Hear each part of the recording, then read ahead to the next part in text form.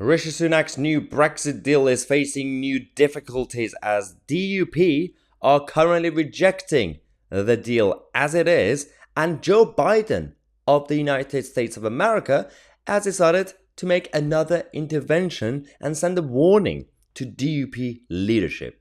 I mean, how dare he? Who is he to tell us what to do with our own country?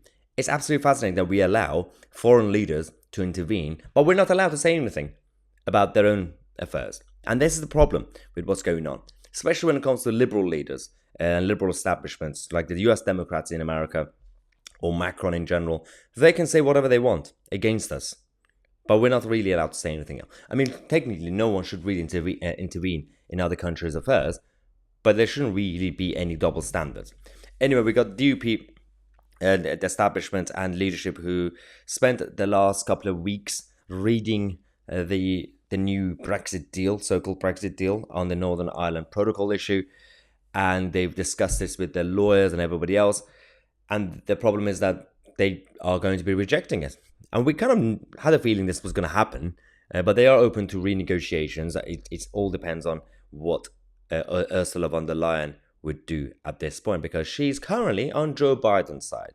Yes, President Biden, alongside Ursula, they've decided to send a warning to Northern Ireland. Beautiful. And they basically, Joe Biden's asked the DUP leadership and the whole party to stop being an obstructionist and to stop trying to block everything that's happening.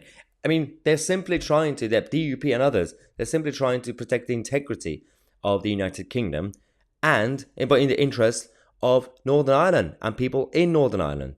It's not just some sort of selfish political move. You just simply need to hear their concerns, but you're not willing to listen, and you're simply taking the side of Sinn Féin, and you wonder why people in the rest of the United Kingdom are completely angry and fed up with all these Brexit deals and negotiations and agreements, but nothing actually happens. We are sick and tired of deals because of you guys and the European Union side, because you're not willing to listen and you're not willing to make any compromise. We have to make compromises, but not them. This is the problem. So Jeffrey Donaldson, who is the leader of DUP, said that the Windsor Framework, which is basically the new Brexit deal, didn't fully reverse the undermining of Northern Ireland's constitutional union with Britain. It wasn't sufficiently clear on how goods staying in Northern Ireland could avoid any checks in a proposed green lane at the ports, and left Northern Ireland at risk of growing regulatory incompatibility with the rest of the UK market. And Donaldson is absolutely spot on. Essentially what we have in this situation in Northern Ireland following this so-called Windsor Framework is an environment where Northern Ireland is still part of the European Union. The European Court of Justice is still there. They've simply minimized some of the powers that are being exercised, but the powers are still there. And they're simply allowing Northern Ireland to trade with Great Britain and the rest of the United Kingdom a bit more and a bit more smoothly compared to before. That's it. The rest of it hasn't changed. Northern Ireland is still not secured its position inside the United Kingdom. It's still directly linked to the European Union and the European Court of Justice, Single Market and Customs Union. That's the problem, and this is the issue that the DUP leadership are raising. There's nothing wrong with it.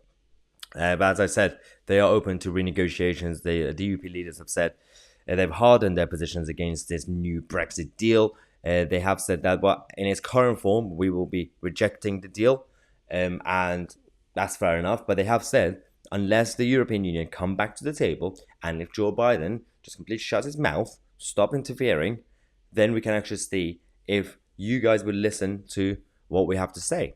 Nobody has actually listened to DUP. DUP had to become a bit of like a bulldog to actually block and reject things or veto things, simply because they're not part of the negotiations. Why are they not part of the negotiations? It's not really necessarily just DUP. You could do it cross-party, technically, or you could do non-partisan. You could get other leaders in Northern Ireland, business leaders, community leaders, to directly get involved instead of just having our Prime Minister being sent to Brussels or Windsor to announce a new deal that you've signed on behalf of not just the whole kingdom, but Northern Ireland. You have to listen to what they're trying to say, and there has to be some sort of consensus in Northern Ireland as well, because the whole place is also divided on issues like this. Let me know what you think, especially if you are from Northern Ireland, and we would like to hear about your experiences since the Brexit agreement has been signed, the original one, because a lot of businesses have suffered. Let me know if you are one of those people. I'm Mahyar Tousi, and we are the media.